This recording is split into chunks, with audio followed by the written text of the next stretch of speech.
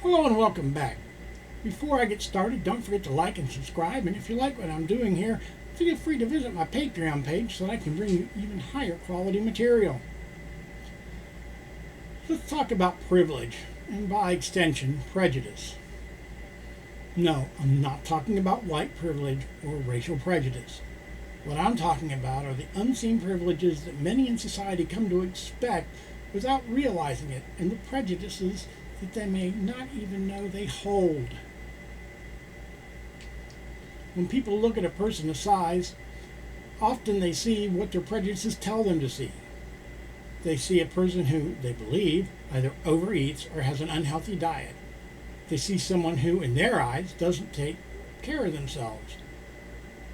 I myself suffered from stress eating, where I self-medicated with food to try and relieve the stress and tension that I brought home from work every day. Once I was away from that stressful job, I lost 60 pounds without much dieting. Fat shaming exists in unspoken forms, the most pernicious of which is employment opportunity. Since being large is not considered being part of a protected class, finding statistics about how many heavyset people have been passed over for a job, even though they had equal or better qualifications and more experience for someone who would look better on the company's webpage, may well never be known. Even more degrading and aggravating is when a larger person is passed over for a promotion in favor of someone thinner and better looking that they trained in the company's systems and procedures, and who continually comes back to them for assistance because they have failed to gain a full grasp of the protocols that they are now supervising.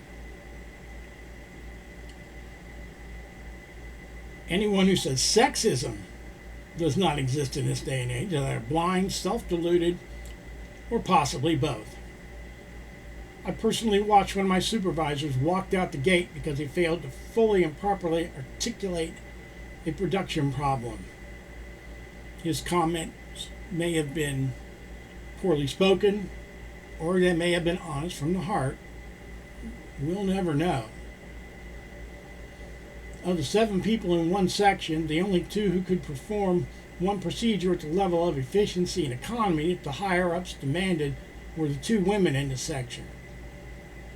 I don't know if, with production demands, to keep his bosses happy, he felt he didn't have time to get the 2 women properly trained in the rest of their responsibilities, nor get the 5 men in the section proficient in that final step, or if he just didn't feel like the women were capable of doing the heavier parts of the job. But when asked by the VP of the company why he kept them solely on that one job, "It's women's work," he said. "They're better at that kind of stuff." Right then and there, his career was officially over. Class discrimination is alive and well and living in the suburbs. I am not talking about racial discrimination here. It is not based on race. It could almost be called zip code discrimination, which is something that auto insurers have been practicing for decades. For years, some of my coworkers, as well as myself, had to pass through a small inner suburb of Columbus, Ohio, to get to work. Our place of employment was on the opposite side of this burb, and with no freeway exit anywhere close to our factory, we all became very well acquainted with the local constabulary. The guys coming in from what is now called Franklinton, but back in those days was known as the Bottoms, the name carried with it all the negative connotations you can imagine, were the main targets. We were all a bunch of hard-working, honest folk who had a 5 a.m. and sometimes earlier start time. But to them, we were interlopers invading their little slice of paradise that they were sworn to protect and defend, and they would harass us like avenging angels. Finally, the state put an exit ramp off the freeway so ambulances could get a more direct entrance to the major ER in the city, which also happened to be just a short stone's throw from our shop. It completely ruined all the fun they were having at our expense. I had the advantage of having grown up in what was at the time a middle-class suburb. The same one, in fact, where the local police made leaving for work 30 to 45 minutes earlier than needed a necessity, not a choice. My family didn't have the money to send me to college. No complaints. I wasn't that great of a student in high school anyways. I don't hold anything against the kids who did get the chance to go to college. Good for them. Some have gone on to be quite successful.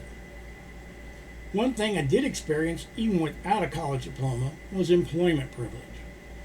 Employers would look at my application and say something along the lines of, "Oh, I see where you went to high school. That place produces some pretty smart kids." With my 2.22 GPA, I didn't see myself as one of those pretty smart kids. But if they didn't feel the need to ask about my GPA, I certainly wasn't going to volunteer the information. Well, I could keep on with this, but then what's supposed to be a not very long video becomes a sociology lecture. And since my degree is in aviation, I'm just going to stop here. Well, that's it for today. So long, stay safe, drink one for me. Over and out.